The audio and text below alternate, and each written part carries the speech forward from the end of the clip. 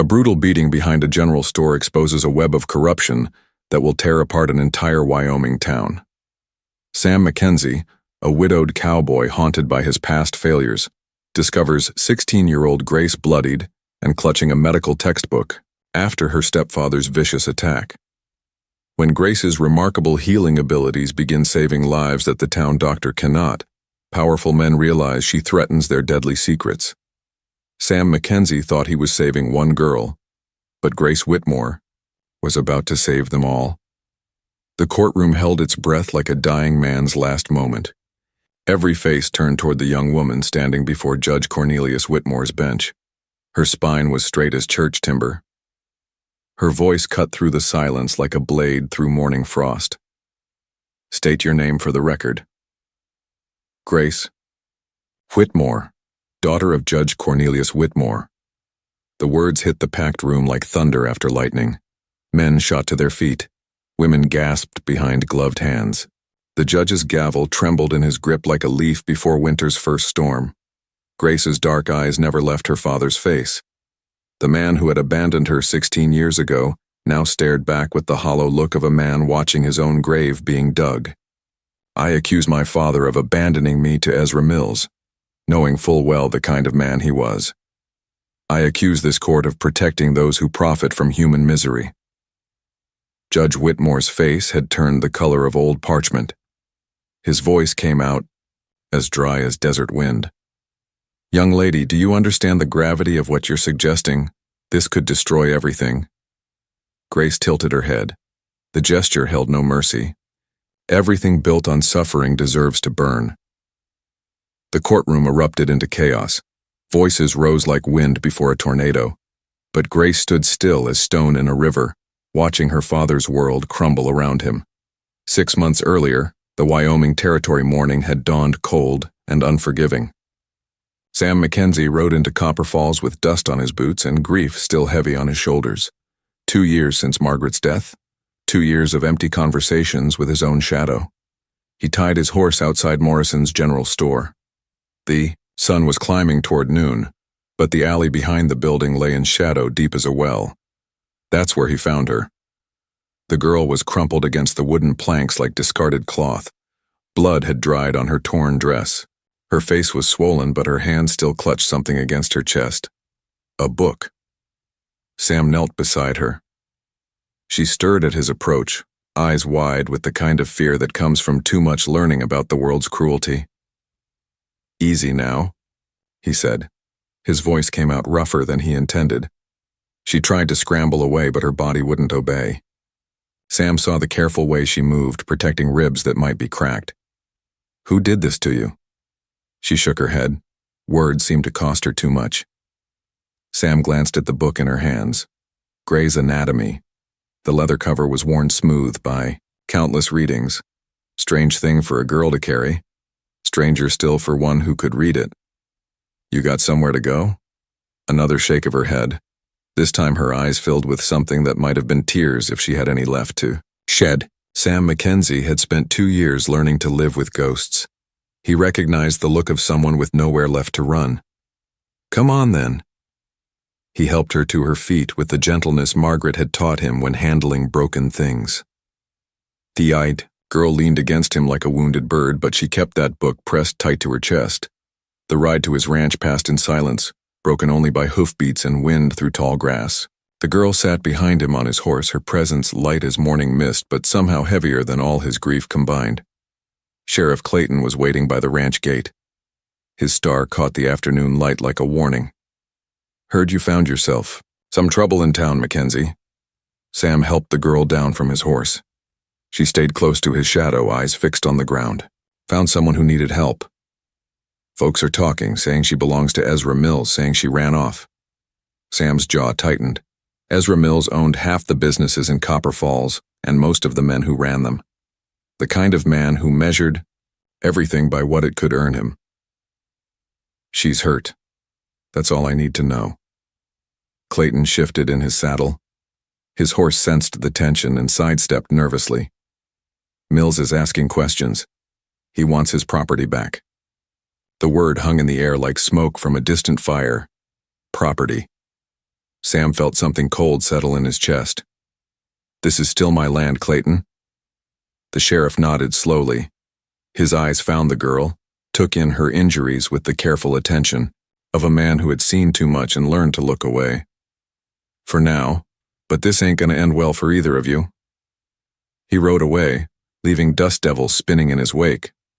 Inside the house, Sam lit the oil lamp and watched shadows dance across familiar walls. The girl stood in his doorway like she was afraid to enter without permission. "What's your name?" "Gracie." The word came out barely above a whisper. "Gracie Johnson." Sam nodded, though something in her voice suggested the name fit her about as well as borrowed clothes. He showed her to Margaret's old sewing room. The bed was narrow but clean. Sunlight filtered through gingham curtains his wife had sewn years ago. "You can rest here.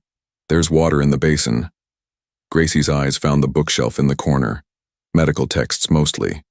Margaret's collection from her days as the town's unofficial healer before consumption took her voice, then her breath, then everything else. "Your wife was a doctor?" "Near enough. Folks came to her when they couldn't afford the real one, or when the real one was too drunk to help." Gracie approached the books with the reverence most people reserved for church. Her fingers traced the spine of one volume like she was greeting an old friend. "She taught you to read?" Sam shook his head. "Learned that somewhere else?" He left her alone with Margaret's books and went to tend his horses. Outside, the wind carried the scent of approaching weather. Storm clouds gathered on the horizon like dark thoughts clustering in a troubled mind. When he returned an hour later, he found Gracie in the barn. She knelt beside his injured mare, hands steady as she cleaned a deep cut on the animal's flank. The horse stood perfectly still, sensing competent care. "Where did you learn to do that?" Gracie didn't look up from her work. "Same place I learned to read." Her hands moved with practiced precision, cleaning the wound with antiseptic solution from Margaret's medical kit. She sutured the cut with small, even stitches that would heal clean and straight. Sam watched in silence. The girl worked like someone who had done this before. Many times. On wounds worse than any horse should carry. When she finished, the mare nuzzled her shoulder with unusual gentleness. "She likes you." Gracie finally met his eyes. In the lamplight he saw intelligence, there, sharp and careful like a blade kept hidden until needed. Animals know when someone's trying to help them. And people? She turned back to gathering the medical supplies. Her movements were economical, wasting nothing. People are harder to convince.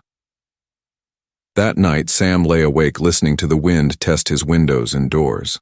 Down the hall he could hear Gracie moving restlessly. The sounds of someone who had forgotten how to sleep without fear. He thought about Margaret's books, about the careful way Gracie had handled them, about hands that could heal and eyes that held too much knowledge for someone so young. Outside, storm clouds covered the moon like a secret the sky refused to tell. Word traveled through Copper Falls like wildfire through dry grass. The Mackenzie Ranch had a healer. Not the kind who charged silver dollars and smelled of whiskey. The kind who actually made people well. It started with Mary Hutchinson's baby. The child had been burning with fever for 3 days. Dr. Webb prescribed laudanum and bleeding. The baby grew worse. Mary's desperation outweighed her fear of town gossip. She arrived at Sam's ranch under cover of darkness, her infant wrapped in a quilt that had seen better years. Gracie met her at the kitchen door, without surprise, as if she had been expecting this moment since the day Sam found her. The baby's lips were blue. His breathing came in shallow gasps. Gracie placed her ear to his chest, listening to sounds only she could interpret. Pneumonia. But not from cold. From something he breathed. Mary's face crumpled. Dr. Webb said, "It was God's will." Gracie's hands moved over the child with the confidence of someone who had wrestled death before and won. She prepared a mixture from Margaret's herb collection, adding measurements that seemed to come from memory rather than any written recipe. The baby drank the medicine without fuss. Within an hour, his breathing eased. By dawn, the fever had broken. Mary wept as she held her son. No words passed between the women, but understanding settled between them like morning mist. Others followed. Sarah Chen brought her husband when his broken arm healed crooked under Dr. Webb's care. Gracie reset the bone with careful precision, splinting it properly this time. The Reverend's wife came with a growth on her neck that Webb had declared incurable. Gracie identified it as a simple cyst and removed it with steady hands. Each success brought more desperate families to Sam's door. They came in darkness, paid what they could, and left with hope they had not carried in months. Dr. Harrison Webb noticed the change. His patients stopped returning. His income dwindled like a creek in drought. He began asking questions around town with the persistence of a man watching his livelihood disappear. The fever came, with October's first frost. It struck without pattern or warning. The school teacher collapsed during morning lessons. The blacksmith's wife took to her bed with chills that shook the house. Within days, half the town lay sick. Dr. Webb prescribed his usual remedies: bloodletting for the fever, mercury for the chills, laudanum for the pain. His patients grew sicker. The secret pilgrimages to Sam's ranch became a steady stream. Wagons rolled through the night carrying the desperate and dying. Gracie worked without sleep, moving between makeshift beds Sam had arranged in the barn. Her treatments were different. She focused on hydration and rest. She used willow bark for fever, ginger for nausea, honey for strength, simple remedies that seemed to work when expensive medicines failed. Sam watched her work with growing amazement and deepening concern. The girl who had arrived broken and afraid now commanded respect from hardened ranchers and desperate mothers alike. But each person she saved brought new attention to their hidden refuge. Sheriff Clayton appeared one morning as Gracie tended to a rancher's daughter. His face carried the weight of a man caught between duty and conscience. This has to... "Stop, Mackenzie!" Sam met him at the gate. The sheriff's horse stamped nervously, sensing the tension that had settled over the ranch like storm clouds. "What has to stop? Helping people?" "Dr. Webb is filing complaints. Says you're harboring someone practicing medicine without license. Webb's treatments are killing people." Clayton's jaw worked like he was chewing words too bitter to swallow. "That's not my concern. Law's the law." "Whose law? Yours or Ezra Mills?" The sheriff's hand moved instinctively toward his gun, then stopped. The gesture spoke louder than any words. "You're walking a dangerous line, Sam."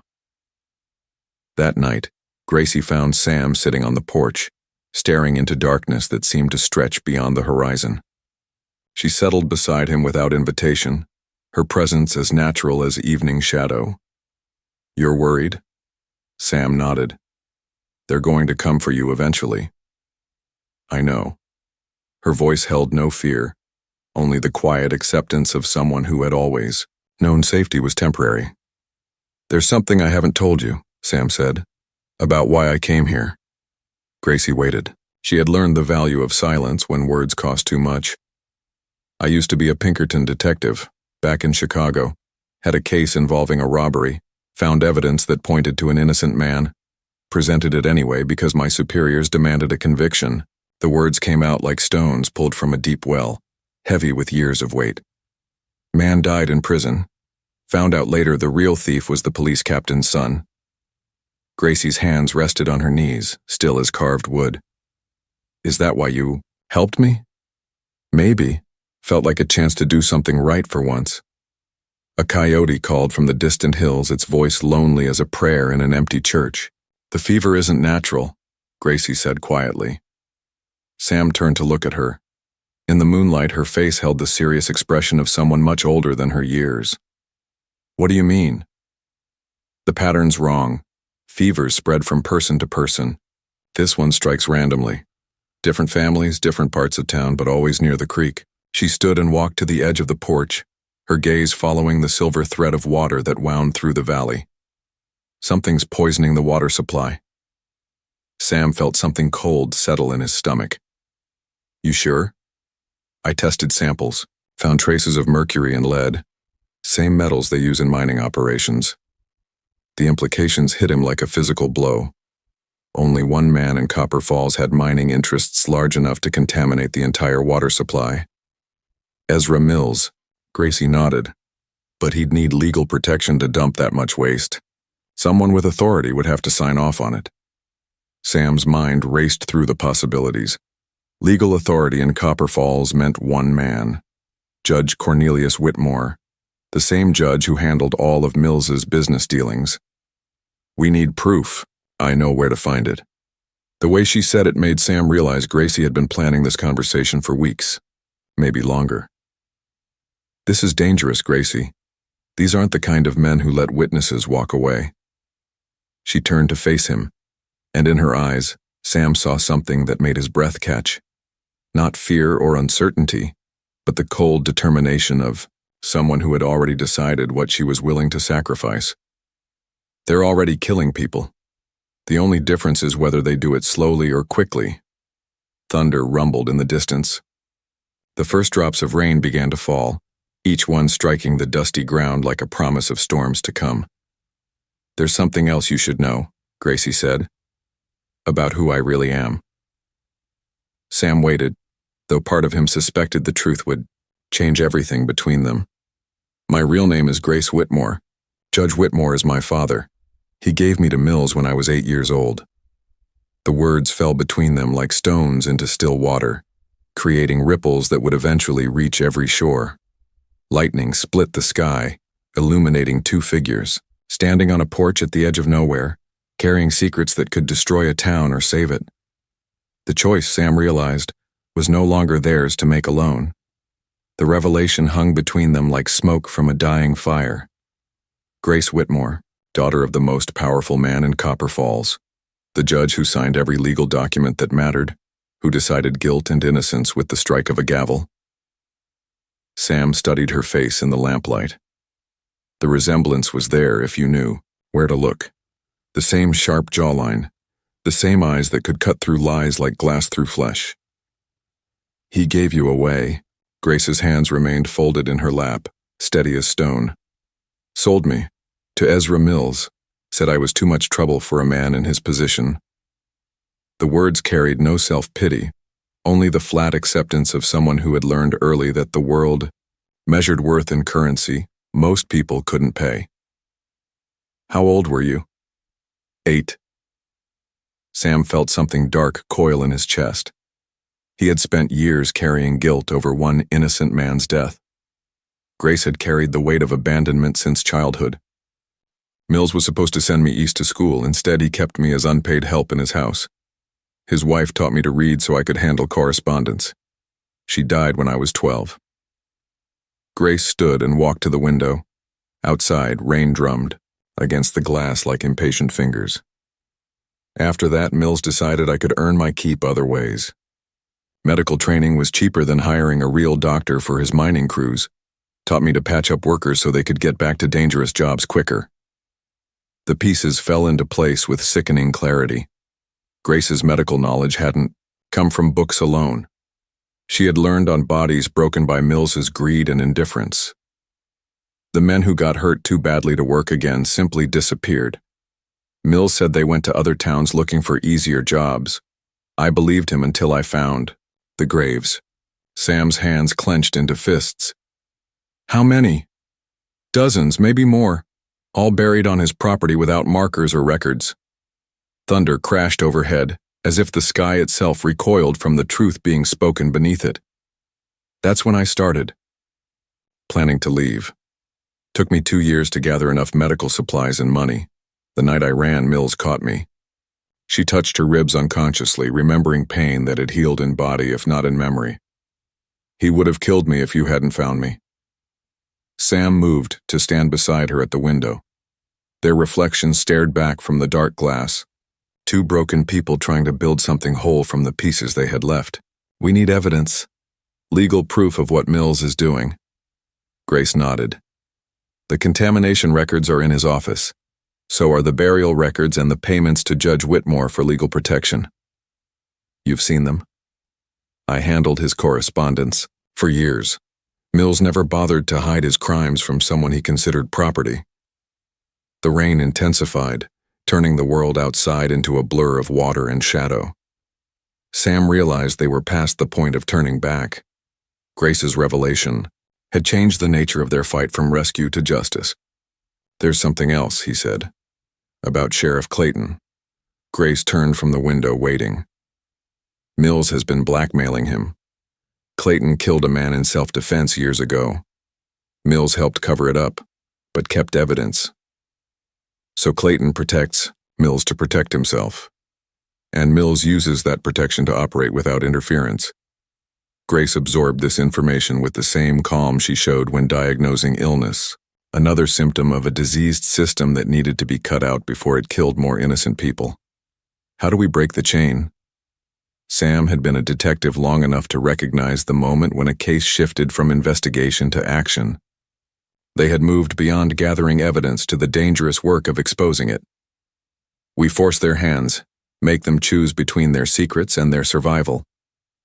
The next morning brought news that changed everything. Ezra Mills rode up to the ranch with Sheriff Clayton and 2 deputies.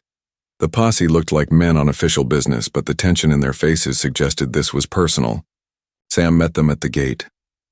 Grace stayed inside the house, but he could feel her watching from behind the curtains. "Morning, Sam." Mills spoke with the false friendliness of a snake offering directions through tall grass. "Come to collect what belongs to me." "Nothing here belongs to you, Mills."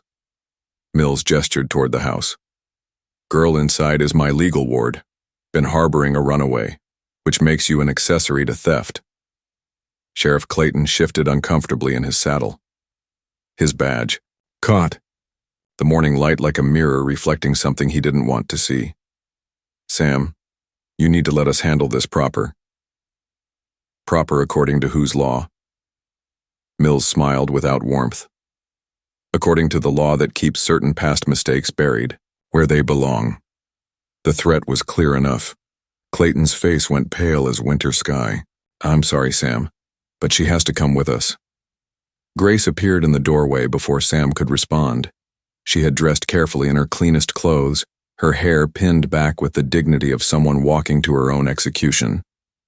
"I'll come. Willingly, if you give me your word she'll be treated fairly," Sam said. Mills laughed, the sound harsh as crows fighting over carrion. "Fair? Boy, you have no idea what fair looks like when it comes to people like her." Grace walked toward them with measured steps. She carried herself with the poise she had learned from years of surviving in a world that considered her less than human. "Sheriff," she said quietly, "I want you to remember this moment, when you decide whether your past mistakes are worth repeating in the present." Clayton couldn't meet her eyes. His hands gripped his reins like a man drowning in shallow water. Grace climbed onto Mills' horse behind him without assistance. As they rode away, she looked back once at Sam. Her expression held no accusation, only the calm resignation of someone who had always known this day would come. Sam watched until they disappeared over the ridge. The silence they left behind felt heavier than the storm clouds gathering overhead. That evening he sat alone in his kitchen, staring at the medical books Grace had been reading. Margaret's careful handwriting filled the margins, notes about treatments and dosages written in the same precise script Grace had inherited through study rather than blood. He had failed again. Another innocent person would suffer because he couldn't find the courage to act when action mattered most. But as darkness settled over the ranch like a shroud, Sam began to understand that Grace's capture wasn't the end of their fight. It was the beginning of something larger, something that would force every person in Copper Falls to choose between complicity and conscience. Thunder rolled across the valley, carrying with it the promise of storms that would wash away more than just dust and drought. The reckoning Grace had spoken of in that courthouse was coming. Sam could feel it in the air like electricity before lightning strikes. Outside, the wind began to howl through the empty spaces where hope used to live. But somewhere in that sound, Sam heard something else. The voice of a girl who had survived 8 years of hell and emerged with her soul intact. Grace Whitmore wasn't finished with Copper Falls yet. Grace escaped on the 3rd night. Mills had grown careless, confident that a girl with nowhere to run would accept her fate like livestock in a pen. He underestimated the steel that 8 years of survival had forged in her spine. She slipped from the locked room through a window she had quietly loosened over days of patient work. The same hands that could suture wounds made quick work of rusty hinges and rotted wood. Dawn found her walking through the main street of Copper Falls, her spine straight as a church steeple. People emerged from shops and houses, drawn by something in her bearing that commanded attention without demanding it. She climbed the courthouse steps like a woman ascending to judgment rather than seeking it. The courtroom filled quickly. Word traveled through small towns faster than wildfire, and everyone sensed that history was about to unfold in their midst. Sam arrived as Grace took her place before the bench, his heart hammering against his ribs like a caged bird. Judge Cornelius Whitmore entered with the measured dignity of a man who had spent decades hiding behind the authority of his position. His face remained composed until he saw the young woman standing before him. Recognition hit him like a physical blow. The child he had abandoned 16 years ago now stood in his courtroom with the poise of someone who had earned the right to demand answers. "State your name for the record." Grace's voice carried to every corner of the packed room. Clear as mountain water, steady as bedrock. Grace Whitmore, daughter of Judge Cornelius Whitmore. The explosion of voices that followed shook dust from the rafters. Judge Whitmore's gavel trembled in his grip like a man trying to hold on to authority that was slipping through his fingers like sand. "Order in the court." Grace waited for silence with the patience of someone who had learned that truth was worth any amount of time it took to speak it. "I accuse my father of abandoning me to Ezra Mills, knowing full well the kind of man he was. I accuse this court of protecting those who profit from human misery." Judge Whitmore's face had drained of color. His voice came out as dry as autumn leaves. "Young lady, do you understand the gravity of what you're suggesting? This could destroy everything." Grace tilted her head with the gesture of someone considering a question that had already been answered long ago. Everything built on suffering deserves to burn. Mills burst through the courtroom doors with Sheriff Clayton behind him. Both men wore the desperate look of cornered animals. "She's my legal ward," Mills declared. "This is kidnapping and theft." Grace turned to face him without flinching. "Then let's discuss legal matters, Mr. Mills, starting with the contamination of Copper Falls water supply with mercury and lead from your mining operations." A murmur ran through the crowd. People who had been sick, people who had lost, loved ones to the mysterious fever began to understand the true source of their suffering. "That's a serious accusation," Judge Whitmore said carefully. "I have documentation. Payment records showing money changing hands between Mr. Mills and this court in exchange for permits to dump mining waste into the creek."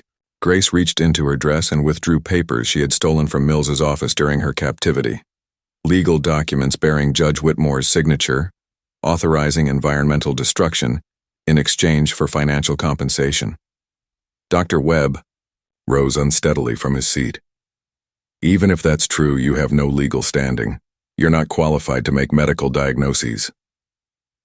Grace's eyes found him across the courtroom. "Mrs. Patterson, stand up, please." An elderly woman in the third row rose uncertainly. Dr. Webb had treated her for stomach ailments for months with mercury compounds that only made her sicker. "Your symptoms include nausea, tremors, and difficulty speaking." Dr. Webb diagnosed you with hysteria and prescribed more mercury, but you're actually suffering from mercury poisoning from contaminated water. Grace turned to address the room. "Anyone else experiencing similar symptoms?" Hands rose throughout the courtroom. Dozens of people who had been slowly poisoned while paying Dr. Webb to make them sicker. "The fever that's been killing your children isn't contagious. It's environmental poisoning that could be stopped immediately by shutting down the illegal dumping operation." Judge Whitmore sat silent as his daughter systematically destroyed the corrupt system he had built. Every word she spoke pulled another thread from the web of lies that held his power together. "Mr. Mills also maintains unmarked graves on his property. Workers who were injured too severely to return to dangerous jobs. Men who simply disappeared rather than receive proper medical care or compensation." Sheriff Clayton's face had gone gray as winter sky. The weight of his complicity pressed down on him like stones in deep water. Why should we believe anything you say? Mills demanded. You're nothing but a runaway with delusions. Grace faced the packed courtroom with the quiet dignity of someone who had survived hell and emerged unbroken. Because I'm the one who treated your sick children when Dr. Webb's remedies failed. I'm the one who saved lives while you counted profits from the poison that was killing them. The truth of her words rang through the room like a bell. These people had seen her work. They knew the difference between healing and harm. Judge Whitmore finally spoke, his voice barely above a whisper. What do you want from me? Grace met her father's eyes with the steady gaze of someone who had learned to expect nothing, and therefore feared losing nothing. Justice. For the people you poisoned. For the workers Mills buried in unmarked graves. For the 8-year-old girl you sold to a monster. The silence that followed stretched like a bridge across years of pain and abandonment. Judge Whitmore stared at his daughter, seeing perhaps for the first time the cost of the choices he had made. When he finally spoke, his voice carried the weight of a man acknowledging his own damnation. The court finds sufficient evidence to shut down all mining operations pending investigation. Mr. Mills, you're under arrest for environmental contamination and suspected murder. Mills lunged toward the bench, but Sam intercepted him with the quick reflexes of a man who had spent years dealing with desperate criminals. The confrontation ended with Mills in custody and Sheriff Clayton quietly removing his badge. Judge Whitmore's gavel fell for the final time. Court is adjourned. As the crowd dispersed, Grace remained standing before the empty bench. Judge Whitmore approached her with the hesitant steps of a man walking toward his own reckoning. Grace, I want you to know. She held up a hand to stop him. You're dying. It wasn't a question. Grace had seen the signs in his labored breathing, the yellow tinge to his skin, the careful way he moved to avoid pain. Consumption. Same disease that killed Sam's wife. You've got maybe 3 months. Judge Whitmore nodded slowly. I wanted to leave something behind, something that mattered. You did. You left me. The words carried no forgiveness but also no hatred. Simply acknowledgement of what was and what could never be changed. Judge Whitmore died 6 weeks later.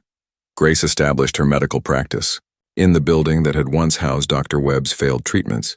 Sam helped her create the first integrated clinic in the territory, serving everyone regardless of race or social standing. But the cost of justice had been higher than either of them anticipated. On a cold morning in November, Grace and Sam stood beside Judge Whitmore's grave. The headstone read simply, Cornelius Whitmore, Judge. Grace knelt and placed a single flower on the fresh earth. Then she pulled a chisel and hammer from her medical bag. Sam watched as she carved additional words below her father's name and title. The letters came slowly, each one cut deep enough to last through seasons of weather and years of memory. When she finished, the headstone read, Cornelius Whitmore, Judge Father. Sam read the addition with something like surprise. After everything he did to you? Grace stood and brushed stone dust from her hands. Her voice carried the quiet authority of someone who had learned that truth was more powerful than revenge. Even monsters deserve the truth. And that is all to the story for now. Please let me know where you are tuning in from. Perhaps we will create a story there. Consider liking this video and subscribing to our channel, and if you enjoy our content, click this video on your screen. I promise you, it's worth watching. See you tomorrow.